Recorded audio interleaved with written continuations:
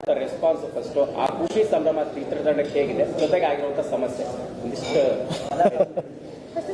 ಸಂಭ್ರಮ ಹೇಳಿ. ಹೌದಾ, ಫಸ್ಟ್ ಸಮಸ್ಯೆ ಬೇಡವಾ? ಸಂಭ್ರಮ ಅಂದರೆ ಅದೇ ಕಲೆಕ್ಷನ್ಸ್ ಖುಷಿ ಆಗುತ್ತೆ. ಎಲ್ಲ ಕಡೆ ಹೌಸ್ಫುಲ್ ಅಂತ ಹೇಳಿದಾಗ, especially north side Davanagere, Kolar, Hosapete ಈ ಕಡೆ ಎಲ್ಲ ತುಂಬಾ ಚೆನ್ನಾಗಿದೆ ಅಂತ ಹೇಳಿದಾಗ, ಹೌಸ್ಫುಲ್ ಅಂತ ಹೇಳಿದಾಗ ತುಂಬಾ ಖುಷಿ ಆಗುತ್ತೆ. ಆ್ಯಂಡ್ ಇವತ್ತು ಬಹಿರಂಗವಾಗಿ ಹೇಳಿದ್ದಾರೆ 45 crores ಗ್ರಾಸ್ ಅಂತ.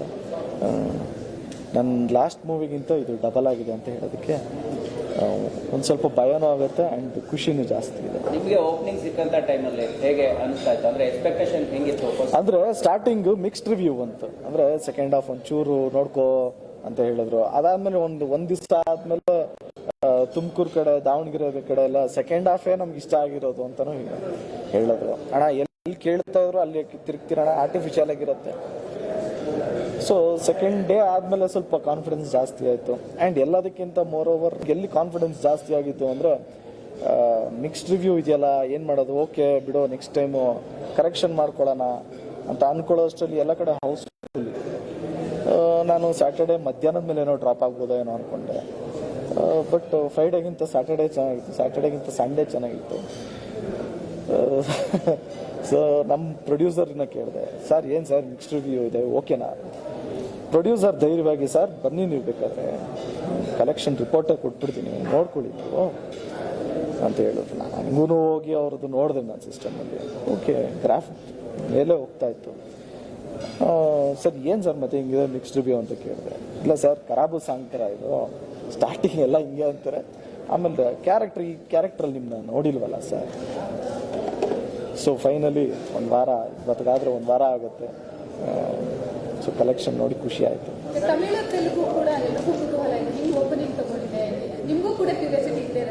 ತಮಿಳು ಓಕೆ, ಬಟ್ ತೆಲುಗು ಅಲ್ಲಿ ಚೆನ್ನಾಗಿ ತೊಗೊಂಡಿಲ್ಲ. ನಾವು ತಮಿಳಲ್ಲಿ ನಮ್ಗೆ ಅನಿಸಿತ್ತು ತೊಗೊಂತಾರ ಅನ್ನೋದೇ ಕ್ವೆಶನ್ ಮಾರ್ಕ್ ಇತ್ತು. ಬಟ್ ತಮಿಳಲ್ಲಿ ಓಕೆ, ನಾವು ಅಂದ್ಕೊಂಡಿದ್ದು ತಮಿಳು ಚೆನ್ನಾಗಾಗುತ್ತೆ ಅಂತ, ಬಟ್ ತೆಲುಗು ತುಂಬ ಚೆನ್ನಾಗಾಗ್ತಿದೆ. ಬರೀ ಕನ್ನಡದ ಮಾತ್ರ ಸರ್.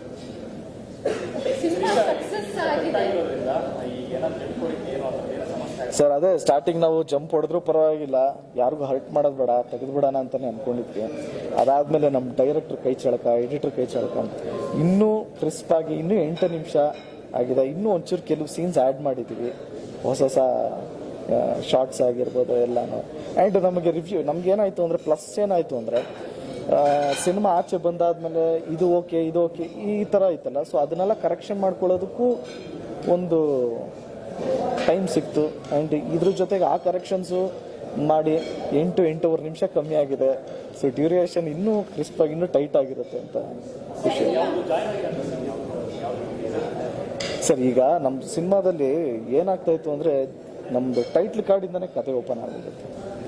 ಸೊ ಕತೆ ಬಂದು, ನಾನು ಈ ಕತೆ ಏನಕ್ಕೆ ಒಪ್ಕೊಂಡಿದ್ದು ಅಂದರೆ, ಎಲ್ಲ ಥರ ಫ್ಯಾಮಿಲಿ ಸ್ಟೋರಿಯಲ್ಲಿ ಮಲ್ತಾಯಿ ಅನ್ನೋದು ಟಚ್ ಮಾಡಿದ್ರು, ಅಂದರೆ ಸ್ಟೆಪ್ ಫಾದರ್ ಯಾರು ಟಚ್ ಮಾಡಿಲ್ಲ. ಈ ಸಿನಿಮಾದಲ್ಲಿ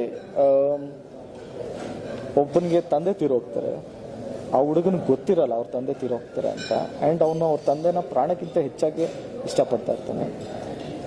ಅವನಿಗೆ ಗೊತ್ತಿಲ್ಲದೆ ಅವ್ರ ತಾಯಿ ಕಾರಣಾಂತರಗಳಿಂದ ಬೇರೆ ಮದುವೆ ಆಗ್ತಾರೆ. ಅವನು ಇವತ್ತು ಬರ್ತಾರೆ ನಮ್ಮ ತಂದೆ, ನಾಳೆ ಬರ್ತಾರೆ ಅಂತ ಈ ಥರನೇ ಬೆಳ್ಕೊಂಡು ಹೋಗ್ತಾನೆ. ಒನ್ ಫೈನ್ ಡೇ ನಮ್ಮ ತಂದೆನೇ ಇಲ್ಲ ಅನ್ನೋದು ಡೈಜೆಸ್ಟ್ ಮಾಡ್ಕೊಳಕ್ಕಾಗಲ್ಲ.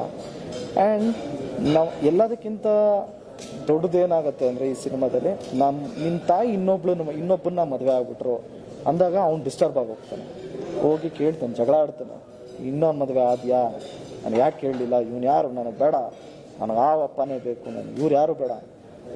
ಸೊ ಇದ್ರ ಮೇಲೆ ಕತೆ ಹೋಗುತ್ತೆ. ಸೊ ಸ್ಟಾರ್ಟಿಂಗಿಂದನೇ ಅವನು ಕೆಟ್ಟವನಾಗಕ್ಕೆ ಯಾರು ಒಳ್ಳೆಯವರಲ್ಲ, ಇನ್ಮೇಲೆ ನಾನು ಒಳ್ಳೆಯವನಲ್ಲ, ಪ್ರೀತಿ ಪ್ರೇಮ ಎಲ್ಲ ಸುಳ್ಳು, ಎಲ್ಲ ಬೂಟಾಟಿಕೆ, ಇನ್ಮೇಲೆ ಪೊಗರಲ್ಲಿ ಬದುಕಬೇಕು. ಸೊ ಅವ್ನು ಡಿಸಿಷನ್ ತೊಗೊಂತಾನೆ.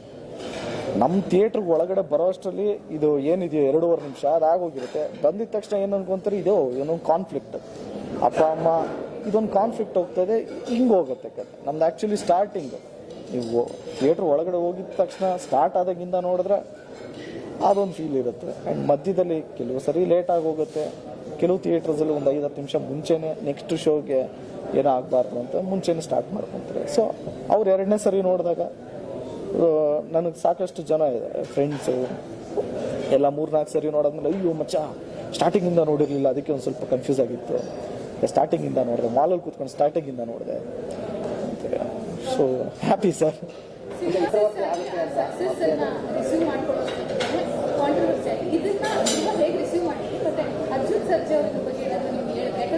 ಏನು ಗೊತ್ತಾ, ಆ್ಯಕ್ಚುಲಿ ಹಾನೆಸ್ಟ್ಲಿ ಸಿನಿಮಾ ಮಾಡೋದು ಜನಗಳಿಗೋಸ್ಕರ. ಆ್ಯಂಡ್ ಅಲ್ಲಿ ಯಾರಿಗಾನ ಹರ್ಟ್ ಆಗಿದೆ ಅಂದರೆ 100% ಇದನ್ನ ಇಷ್ಟು ದೊಡ್ಡದು ಮಾಡೋ ನೆಸೆಸರಿನೇ ಇರಲಿಲ್ಲ.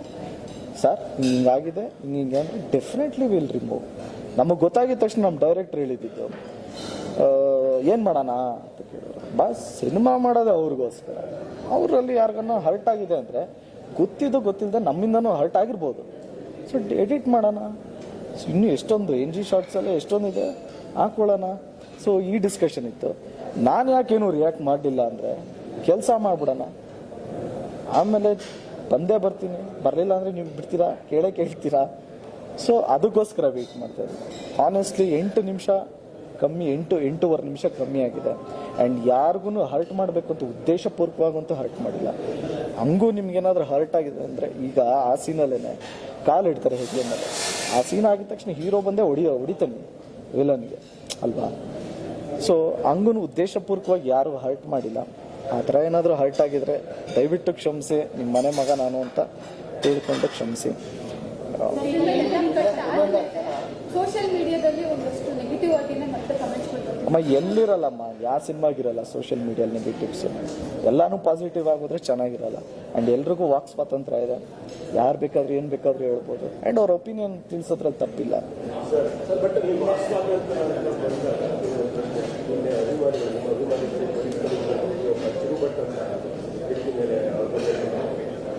ಸರ್ ಕಂಪ್ಲೇಂಟ್ ಕೊಟ್ಟಿದ್ದು ಅವರು ಸರ್, ನೀವು ಕೇಳಬೇಕಾಗಿರೋದು ಯಾರನ್ನ ಸರ್? ಇಲ್ಲ ಸರ್, ನನಗೆ ನೀವು ಹೇಳ್ಬೇಕಾದ್ರೆ ಗೊತ್ತಾಗ್ತದೆ. ಕಂಪ್ಲೇಂಟ್ ಕೊಟ್ರೆ ಏನು ಸರ್, ನಾನೇನು ಸರ್ ಮಾಡಲಿ ಸರ್? ಏನಂತ ಕಂಪ್ಲೇಂಟ್ ಕೊಟ್ಟಿದ್ದಾರೆ ಸರ್? ಮಾತಾಡಬಾರ್ದು ಅಂತ ಕಂಪ್ಲೇಂಟ್ ಕೊಟ್ಟಿದ್ದಾರಾ ಸರ್? ನನಗೆ ಗೊತ್ತಿಲ್ಲ ಸರ್, ನೀವು ಇವಾಗ ಕೇಳಬೇಕು ಸರ್. ಓಕೆನಾ ಸರ್? ದೃಶ್ಯಗಳನ್ನು ತೆಗೆದಿರೋದು ಕನ್ನಡದಲ್ಲಿ ಮಾತ್ರ ತೆಲುಗು ತಮಿಳಲ್ಲಿ ಕೂಡ ತೆಗೆದಿರೋದು? ಇಲ್ಲ ಸರ್, ಕನ್ನಡ ತಮಿಳು ತೆಲುಗು ಮೂರರಲ್ಲಿ.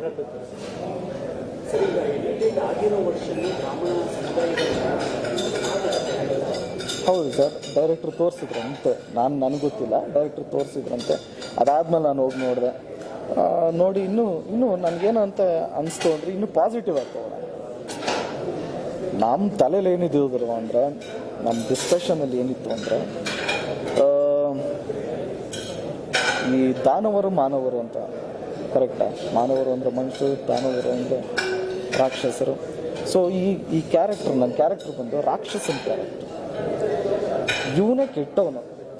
ಕೆಟ್ಟ ಕ್ಯಾರೆಕ್ಟ್ರು ಬಾಯಲ್ಲಿ ಒಳ್ಳೆ ಮಾತುಗಳು ಬಂದರೆ ಅದು ಆ ಕ್ಯಾರೆಕ್ಟ್ರಿಗೆ ಫುಲ್ಫಿಲ್ ಆಗಲ್ಲ. ಇವಾಗ ಅದನ್ನು ಬಿಟ್ಟುಬಿಟ್ಟಿದ್ದೀನಿ. ಮದುವೆ ಮಂಟಪದಲ್ಲಿ ಒಂದು ಹುಡುಗಿನ ಕರ್ಕೊಂಡೋಗಿ ಇದನ್ನೆಲ್ಲ ಮಾಡ್ತೀನಿ. ಅದಕ್ಕೆ ನಾನು ಆ ಸೀನು ಆ್ಯಕ್ಟ್ ಮಾಡಬೇಕಾದ್ರೂ ಬಾಸ್ ನೋಡ್ಕೊಂಡು ಮಾಡೋಣ ಬಾಸ್ ಅಂತ ಹೇಳಿದ್ದೆ. ಬಟ್ ಆ ಸೀನ್ನ ರಿಸೀವ್ ಮಾಡಿದೆ. ಸೊ ಅದಕ್ಕಿಂತ ನಾವು ಆ ಥರ ಏನೋ ಟಚ್ ಆಗುತ್ತೆ ಅಂದ್ಕೊಂಡ್ವಿ.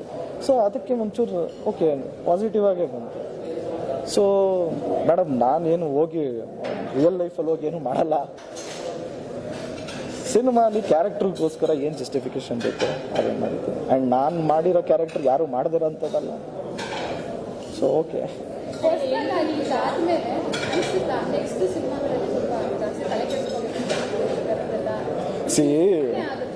ಸಿ ತಪ್ಪು ಅಂತ ಗೊತ್ತಾದ ಮೇಲೆ ಅದನ್ನು ತಿದ್ಕೊಬೇಕು ಅನ್ನೋದು ನಮ್ಮ ತಲೆಯಲ್ಲಿದೆ. ಇದು ತಪ್ಪು ಅನ್ನೋದು ಒಬ್ಬರಾದರೆ ಇದನ್ನ ಕರೆಕ್ಷನ್ ಮಾಡ್ಕೊಬೇಕು ಅಂತ ಹೇಳಿರೋರು ಕೆಲವರಿದೆ. ಸೊ ಕರೆಕ್ಷನ್ಸ್ ಮಾಡ್ಕೊಂಡಿದ್ದೀವಿ. ಸೊ ನೆಕ್ಸ್ಟ್ ಟೈಮ್ ಹಿಂಗೆ ಆಗ್ತಾರೆ ನೋಡ್ಕೊಳ್ಳೋಣ.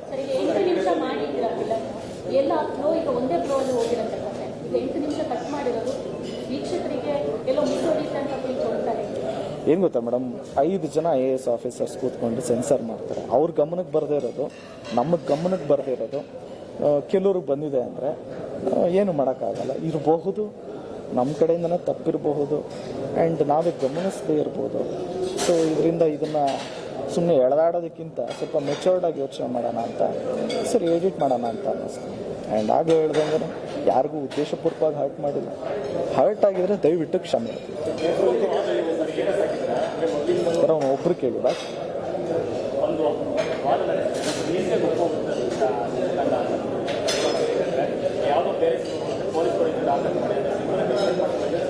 ಸರ್ ಎಲ್ಲ ಕಟ್ ಮಾಡ್ಕೊಂಡು ಹೋಗ್ಬಿಟ್ರೆ ಕೊನೆಗೆ ಒಂದೇ ಉಳಿಯೋದು ಸರ್, ಮುಖೇಶ್. ನಾನು ಮುಖೇಶ್ ಪಾನ್ ಪರವಾಗಿ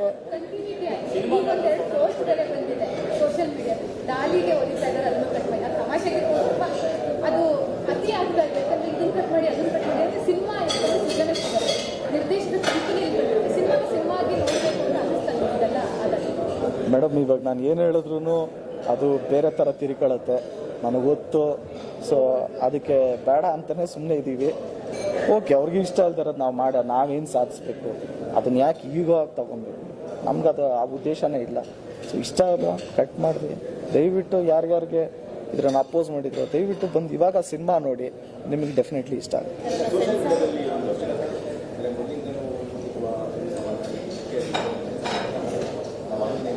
ಮಾಡಿದ್ದೀನಾ ಸರ್? ಸರ್ ಇದರಿಂದ ಯಾರು ಪಿತೂರಿ ಉದ್ದೇಶ ಅಷ್ಟು ಎಕ್ಸ್ಪೀರಿಯನ್ಸ್ ಆಗಿಲ್ಲ ಸರ್ ನನಗೆ ಸಿನಿಮಾ ಇಂಡಸ್ಟ್ರಿಯಲ್ಲಿ. ಐ ಆಮ್ ಓನ್ಲಿ 3 ಮೂವೀಸ್ ಆಯ್ತು ಬಾಸ್, ನನಗೆ ಅಷ್ಟೊಂದು ಎಕ್ಸ್ಪೀರಿಯನ್ಸ್ ಆಗಿಲ್ಲ. ಸೊ ಇದರಿಂದ ಯಾರು ಪಿತೂರಿ ಇದೆ ಉದ್ದೇಶಪೂರ್ವ ಅದೆಲ್ಲ ನಾನು ಮಾತಾಡೋಕ್ಕೂ ಇಂಟ್ರೆಸ್ಟ್ ಇಲ್ಲ. ನಮ್ಮ ಸಿನಿಮಾದಿಂದ ಯಾರಿಗಾನ ಪ್ರಾಬ್ಲಮ್ ಆಗಿದೆ ಅದನ್ನು ಎಡಿಟ್ ಮಾಡುವಂತ ಕೇಳ್ಕೊಂಡಿದ್ರೆ ಮಾಡೋಣ, ಮಾಡಿದ್ರೆ ಅವ್ರಿಗೆ ಖುಷಿ ಆಗುತ್ತೆ ಅಂದರೆ ಡೆಫಿನೆಟ್ಲಿ ಮಾಡೋಣ. ಅದು ಸಿನಿಮಾದಲ್ಲಿ ಸೀನ್ ಎಗ್ರಿ ಅರ್ಥ ಆಗಲಿಲ್ಲ ಅಂದ್ರೂ ನಮ್ಮ ನಿರ್ಮಾಪಕರಿಗೆ ಹೇಳಿದೆ, ಬಾಸ್ ನಿನ್ನ ಉಳಿಸ್ಕೊತೀವಿ ನಾವು, ನಮಗೆ ಗೊತ್ತು ನಮ್ಮ ಮೇಲೆ ನಂಬಿಕೆ ಇಡಿ ಅಂತ ಮಾತು ಕೊಟ್ಟು ಹೋದ್ವಿ. ನಮ್ಮ ಡೈರೆಕ್ಟ್ರು ಕೂತ್ಕೊಂಡು ಚೆನ್ನಾಗಿ ಎಲ್ಲೂ ಜಂಪ್ ಇಲ್ಲದೆ ನೀಟಾಗಿ ಆಯಿತು. ತಿರ್ಗಾ DTS ಅಲ್ಲಿ ಒಂಚೂರು ಕರೆಕ್ಷನ್ಸ್ ಆಗುತ್ತೆ, ಅದಾದಮೇಲೆ ಸೆನ್ಸರ್ ತಿರ್ಗಾ ನೋಡ್ತಾರೆ, ಅದಾದಮೇಲೆ ನಿಮ್ಗೆ ಗೊತ್ತಲ್ಲ ಪ್ರೊಸೀಜರ್. ಸೊ ಇದಕ್ಕೆ ಒಂದು 4-5 ದಿವಸ ಟೈಮ್ ಬೇಕು. ಎಷ್ಟೇ ಫಾಸ್ಟಾಗಿ ಮಾಡಿದ್ರು ಚೆನ್ನಾಗಿ ಹೋಗಿ ಅಪ್ಲೋಡ್ ಆಗುತ್ತೆ. ಅದಾದಮೇಲೆ 3 ಶೋ ನೋಡಬೇಕು, ಸಿನಿಮಾ ಲಿಪ್ ಸಿಂಕ್ ಅದು ನಿಮ್ಗೆ ಗೊತ್ತಲ್ಲ ಪ್ರೊಸೀಜರ್. ಸೊ ಅದಾಗಬೇಕಷ್ಟೇ. ಈಗ ಯಾಕಂದ್ರೆ ಒಳ್ಳೆ ರೆಸ್ಪಾನ್ಸ್ ಕೊಟ್ಟಿದ್ದಾರೆ. ಉತ್ತರ ಕರ್ನಾಟಕದಿಂದ 3 ವರ್ಷ 4 ವರ್ಷ ಕಾಯ್ತಿದ್ದಾರೆ. ಹೋಗೋ ಪ್ಲಾನ್ಸ್ ಇದೆ, ರೌಂಡ್ಸ್ ಏನು ಮಾಡಿ 100% ಹೋಗ್ತೀವಿ.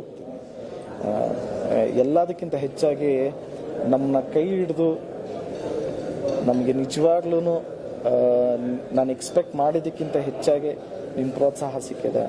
ಎಲ್ಲ ನನ್ನ VIPs ಆ್ಯಂಡ್ ಎಲ್ಲ ತಾಯಂದಿರಿಗೆ, ಎಲ್ಲ ಅಕ್ಕ ತಂಗಿಯರಿಗೆ, ಎಲ್ಲ ಅಣ್ಣ ತಮ್ಮಂದಿರಿಗೆ ಎಲ್ರಿಗೂ ನಮಸ್ಕಾರ.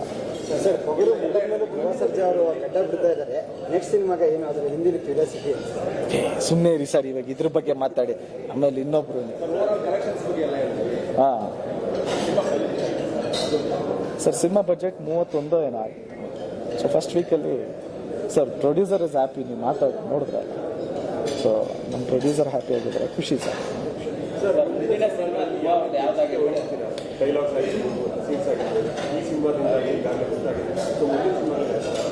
ಅದೇ ಯಾರಿಗೂ ಇವಾಗ ಯಾರ್ಯಾರಿಗೂ ಹರ್ಟ್ ಆಗಿದೆಯೋ ಅವ್ರು ಯಾರಿಗೂ ಹರ್ಟ್ ಆಗದಿರೋ ಮಾಡೋದಕ್ಕೆ ಟ್ರೈ ಮಾಡ್ತೀವಿ ಸರ್, ಮಾಡೇ ಮಾಡ್ತೀವಿ ಸರ್. ನೆಕ್ಸ್ಟ್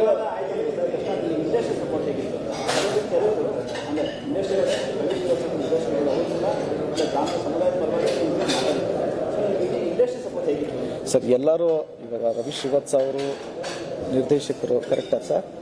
ಸರ್ ನಾನು ಯಾರ ಬಗ್ಗೆನೂ ಮಾತಾಡೋದು ದೊಡ್ಡವನಲ್ಲ ಸರ್, ಓಕೆನಾ ಸರ್?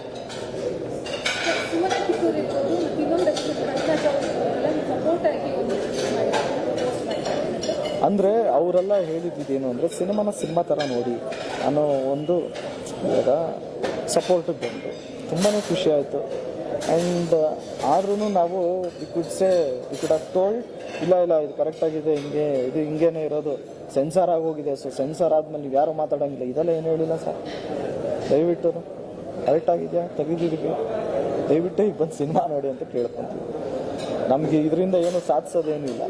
ಇಲ್ಲ ನಾವು ಮಾಡಲ್ಲ, ಇಲ್ಲ ಸೆನ್ಸಾರ್ ಆಗೋಗಿದೆ ಸರ್. ನಾವು ಮಾಡಿದ ತಪ್ಪಿಗೆ ದಯವಿಟ್ಟು ಫಸ್ಟ್ ಡೇಯಿಂದನೂ ನಿರ್ದೇಶಕರು ಎಲ್ಲ ನನ್ನಿಂದನೇ ಆಗಿದೆ. ಆ್ಯಂಡ್ ಎಲ್ಲ ಸೋಷಿಯಲ್ ಮೀಡಿಯಲ್ಲೂ ನೋಡಿದೆ, ಇಲ್ಲ ಡೈರೆಕ್ಟ್ರು ರೆಸ್ಪಾನ್ಸಿಬಿಲಿಟಿ, ಇದು ಪ್ರೊಡ್ಯೂಸರ್ ರೆಸ್ಪಾನ್ಸಿಬಿಲಿಟಿ ಸರ್. ಇದರಲ್ಲಿ ನಾನು ಇದ್ದೀನಿ, ನನ್ನ ರೆಸ್ಪಾನ್ಸಿಬಿಲಿಟಿ ಅವ್ರ ರೆಸ್ಪಾನ್ಸಿಬಿಲಿಟಿ ಎಷ್ಟಿತ್ತು ಅಷ್ಟೇ ನಂದು ಇತ್ತು. ಸೊ ಅವ್ರ ಮೇಲೆ ಹಾಕೋದಕ್ಕಿಂತ ನಾವೆಲ್ಲರೂ ಹಂಚ್ಕೊಳ್ಳೋಣ ಅಂತ ನಾನು ಅಂದ್ಕೊಂಡಿದ್ದೀನಿ. ಆ್ಯಂಡ್ ಈ ತಪ್ಪಲ್ಲಿ ನಂದು ಇದೆ ಅಂತ ಅಂದ್ಕೊಳ್ಳೋಣ. ಇದನ್ನು ಕರೆಕ್ಷನ್ ಮಾಡ್ಕೊಂಡಿದ್ದೀವಿ. ನಿಮ್ಗೆ ಯಾರಿಗಾನ ಹರ್ಟ್ ಆಗಿದ್ರೆ ಮತ್ತೊಮ್ಮೆ ಕೇಳ್ತೀನಿ, ನಿಮ್ಮ ಮನೆ ಮಗ ತಪ್ಪು ಮಾಡಿದ್ದಾನೆ ಅಂತ ದಯವಿಟ್ಟು ಕ್ಷಮಿಸಿ ಸಿನಿಮಾ ಬಂದು ಆಶೀರ್ವಾದ.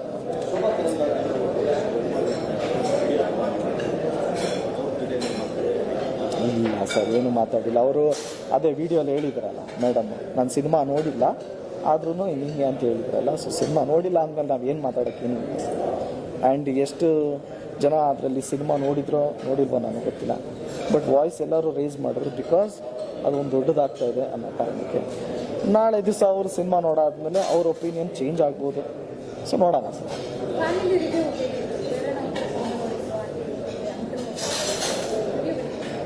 ಅಂಕಲ್ದು ನಿಮಗೆಲ್ಲ ಇದ್ರಲ್ಲ ಒಟ್ಟಿಗೆ ನೋಡಿದ್ವಿ. ಆ್ಯಂಡ್ ನನ್ನ ಹೆಂಡತಿಗೆ ಏನು ಇಷ್ಟು ರೂಡ್ ಆಗಿದೆಯಾ ನೀನು ಅಂತ ಇತ್ತು. ಸೊ ಓಕೆ, ಬಟ್ ತಂಗಿ ಸೀನ್ ನೋಡಾದ್ಮೇಲೆ ಎಲ್ಲರಿಗೂ ಖುಷಿ ಆಯಿತು. ಗುಡ್, ಒಳ್ಳೆ ಪಾಸಿಟಿವ್. ಅಂದರೆ ನಮ್ಮ ಪರ್ಪಸ್ ಏನಿದ್ದು ಅಂದರೆ ಸ್ಟಾರ್ಟಿಂಗಿಂದ ಅಂದರೆ ಡಿಸ್ಟರ್ಬ್ಡ್ ಕಿಡ್, ಅವನು ಎಷ್ಟು ನೆಗೆಟಿವ್ ಆಗಿರ್ತಾನೆ, ಅವನು ಪ್ರಾಕ್ಟಿಕಲ್ ಆಗಿರ್ತಾನೆ. ದುಡ್ಡಿಗೋಸ್ಕರ ಏನು ಬೇಕಾದರೂ ಮಾಡ್ತೀನಿ, ನನಗೆ ಹಣ ಕೊಟ್ಟೋಗಿರೋ ಹಣ ಕೊಟ್ಟು ಹಣ ಆಯಿತು ಅನ್ನೋದೆಲ್ಲ ಇದೆ.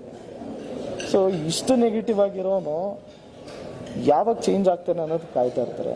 ಅವನು ಹೆಂಗೆ ಚೇಂಜ್ ಆಗ್ತಾನೆ ಅನ್ನೋದು ಒಂದು ಪ್ಲಾಟು.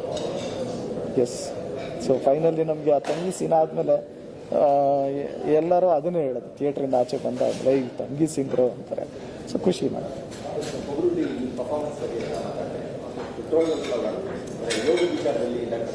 ನೀವೆಲ್ಲ ಕೇಳಿದ್ರೆ ಅಣ್ಣವರಿಂದ, ನಮ್ಮ ಡಾಕ್ಟರ್ ರಾಜ್ಕುಮಾರ್ ಸರ್ರಿಂದ ಏನು ಕದ್ರಿ ಅಂತ ಏನು ಕೇಳಲೇ ಇಲ್ಲ.